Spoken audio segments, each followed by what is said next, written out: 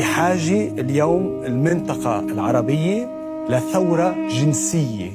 موضوع حلقة اليوم: أنا راقصة شرقية، لماذا ينظر إلي المجتمع بنظرة دونية؟ كيف تعرفتي على نفسك جنسياً؟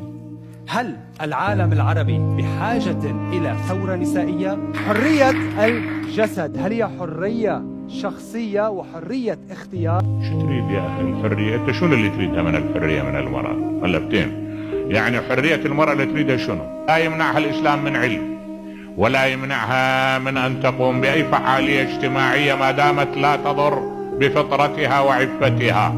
أنت شو تريد حريتها؟ هذول اللي يصيحون حرية المرأة غالبا هالدعوات دعوات مشبوهة وراءها أهداف مريضة، تشعر أن هذا هدفه من وراء هذه الدعوة أن المرأة تكون سهلة المنال، رخيصة تحت مستوى يديه، ساعة الساعة ينظر إلها كغريزة.